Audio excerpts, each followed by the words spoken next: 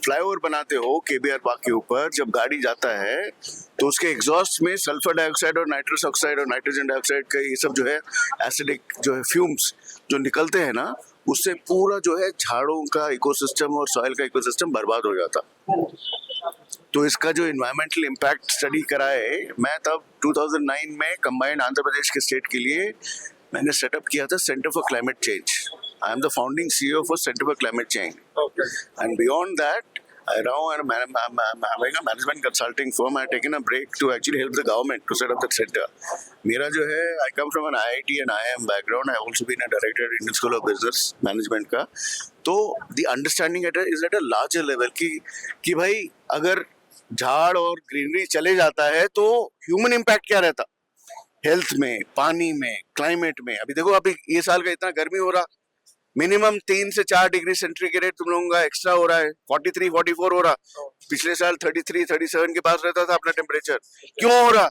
ये सब जो है डेवलपमेंट के नाम पे जो इन्होंने ग्रीन कवर निकाला है पिछले 2-4 साल 5-10 सालों में, बिना लोगों का फीडबैक लिए, बिना साइंटिस्ट वालों के साथ बात किए, प्लानिंग किए बिना, उसके रिजल्ट पे ये सब हो रहा है। तो अभी जो हो रहा है, ये केबीआर पार्क का सेविंग का जो इनिशिएटिव लिया है, ये सेकेंड फेज है, ये 10 साल से चल रहा है। उस टाइम पे जो फ्लाईओवर रोके थे, वो अब फ्लाईओवर जो है 6, 7, 8 और बना रहे नया। तो क्या कर रहे, पार्क के ऊपर से भी ले जा रहे, माने पार्क के ऊपर से ही पूरा जो है पोल्यूशन अंदर डालने वाले। तो अगर पार्क में कभी गए हैं तो देखेंगे कि वहाँ पे पीकॉक्स, चिड़िया, एनिमल्स, फॉक्सेस, रात को जो है, और अंदर जो एक छोटा सा चेरू भी है और पुराना निजाम का घर भी है। देखो, जहाँ पे अपना मॉस्क भी है वहाँ पे, और अच्छा जो इन्होंने बना के रखा था। तो ये पहले नायडू के टाइम पे इन्होंने पहला कट करना शुरू किया, उसके बाद में वो उस टाइम पे खाली थोड़ा सा कट किया ताकि ज़्यादा डैमेज नहीं हुआ। उसके बाद में राजशेखर रेड्डी के टाइम से सभी political party equally to blame है। ये सब डेवलपमेंट के नाम पे जब तक आदमी और अपने लोगों को समझ नहीं आता है कि there is no trade off between your life and development, तो इसका इम्पैक्ट एयर क्वालिटी में भी गिरेगा, सब पे गिरेगा। अभी आपका जो है quality of air has gone down in the last 5 to 7 years, क्योंकि क्या होगा उस एरिया में, उधर से जो सर्कुलेट होता है वो छोड़ो, तुम्हारे पास हीट आइलैंड बनने लगते, जहाँ पे झाड़ नहीं होते वहाँ पे बहुत गर्म हो जाता सीमेंट का। अभी जितना भी हाईटेक सिटी में और अपना जो बायोडाइवर्सिटी पार्क था जो हम लोग ने सेटअप किया था पहले, वहाँ पे क्या बना दिए, पूरे बड़े बड़े बिल्डिंग बना दिए। तो बड़े बड़े बिल्डिंग पे क्या होता, धूप जब आता है कंक्रीट सब गर्म हो जाता, कंक्रीट गर्म हो के वहां से जो भाप निकलता आफ्टर सम टाइम, क्योंकि ठंडा हवा नहीं है पास में झाड़ों का रोकने के लिए, तो जो दूर से जो बनने लगता, उसके जो बनते ना, उसी से तुम्हारे जो है स्टॉर्म्स बनते, बड़े स्टॉर्म बनते और पूरा डैमेज होता, बड़ा बहुत अच्छा डैमेज होता। सडनली तुम्हारे को जो है सडन स्टॉर्म्स आ जाते, पूरा डिस्ट्रॉय हो जाता वेरी हैवी हवा के अंदर।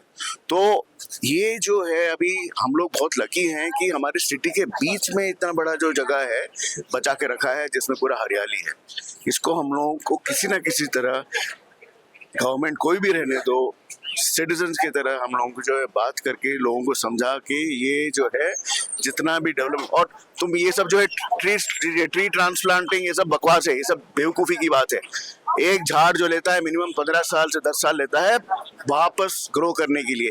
तुम छोटे छोटे सैपलिंग्स डाल के बड़े बड़े 100 साल के पुराने झाड़ काट के तुम सब्स्टिट्यूट नहीं कर सकते, तुम्हारा जिंदगी बर्बाद हो जाता जब तक फिर से झाड़ आते।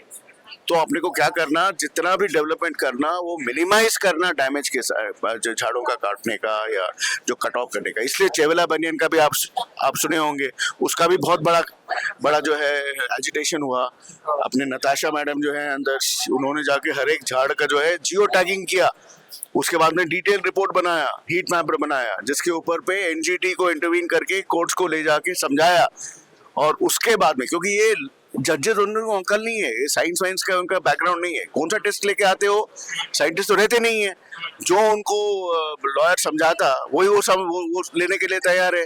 आप देख रहे हो अभी क्या हो रहा है, वो सुप्रीम कोर्ट में भी अभी परसों ही अपनी मेनका गुरुस्वामी, इसके साथ प्रशांत मेहता जो है गुजराती लॉयर एडवोकेट जनरल है, उसके साथ उसको उनका जो है बहुत बड़ा आर्ग्यूमेंट हो गया क्यों? क्योंकि ये आदमी मैनिपुलेट कर रहा है। तुम जानते हो किस तरह से इन्होंने जो है लॉयर सब जजेस को झूठ बोल के अपना जब कोविड के टाइम पे भी लोग चलते जा रहे थे, वापस जा रहे थे, इन्होंने जो है बताया जजेस को कोई नहीं जा रहा है, झूठ, और वेरीफाई करने के बाद इन लोगों को बिलीव कर दिया। तो इसी तरह से एनवायरनमेंट का भी इशू जो है जो चल रहा है, इसी तरह से झूठ बोल के जब तक जज लोग अपना ओन होमवर्क नहीं करते, अपना समझ नहीं पाते, ये बराबर जजमेंट दे नहीं सकते। जो देंगे वो थोड़ा ही सुपरफिशियल जजमेंट देते हैं, और इसीलिए जो है डैमेज जो है कंटिन्यू करता है। अब किंगशुक नाग साहब हैं, देखिए रेजिडेंट एडिटर हैं अपने टाइम्स ऑफ इंडिया के, 15-20 साल से हम जानते हैं।